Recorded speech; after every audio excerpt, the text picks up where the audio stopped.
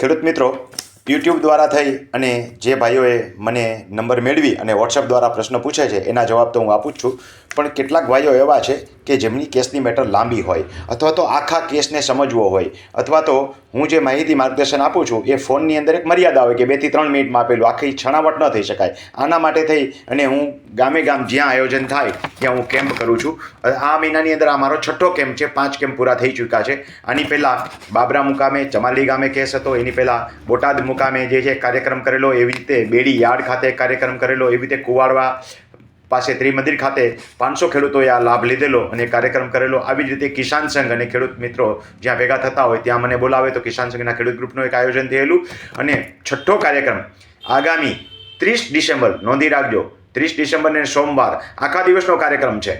ધોરાજી ખાતે કેવીકે કેન્દ્ર પીપળિયા. ફરીને કહું, ધોરાજી ખાતે કેવીકે કેન્દ્ર પીપળિયા ખાતે આ કાર્યક્રમ છે. આખા દિવસનો છે. જમવા સહિતનું આયોજન છે.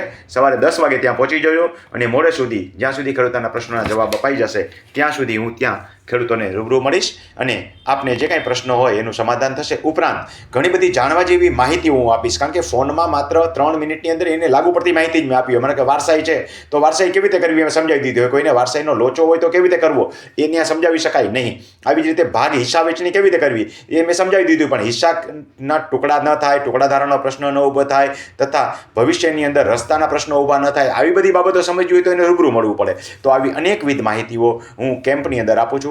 ફરીને આગામી 30 ડિસેમ્બર ધોરાજી પીપળિયા કેવીકે કેન્દ્ર ખાતે ફૂલ ડે કાર્યક્રમ છે. 10 વાગ્યાથી આવી જજો.